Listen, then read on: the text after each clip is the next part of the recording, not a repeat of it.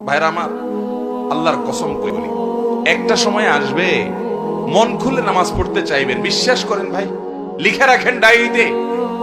আপনাকে যদি আল্লাহ হায়াতে বাঁচিয়ে রাখেন, যুবক ভাইয়েরা, তরুণ ভাইয়েরা, একটা বয়স আসবে মনে চাইবে একটু রবকে মন খুলে সেজদা দেই, একটু লম্বা করে রুকু করি।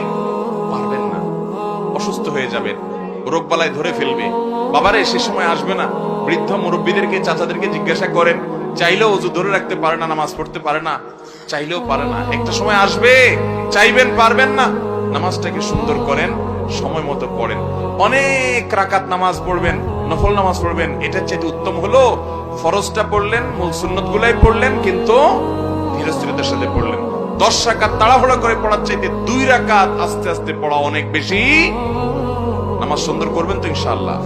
আজকে আপনাদেরকে একটা কথা বলে রাখি, আপনারা যখন মসজিদে যাবেন একটু খেয়াল করেন ভাইরা, যে কোন মুসল্লিটার নামাজের সবচেয়ে বেশি সময় নেয়। আমি খেয়াল করি।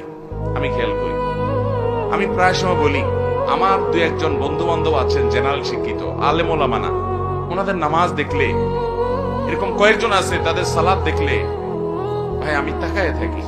আলহামদুলিল্লাহ, আমি নিজে আমার সালাত কিতাব পত্রে পড়েছি, মানুষকে পড়াইছি, শিখাইছি, বলছি, কিন্তু দেখছি যে নামাজ কত সুন্দর।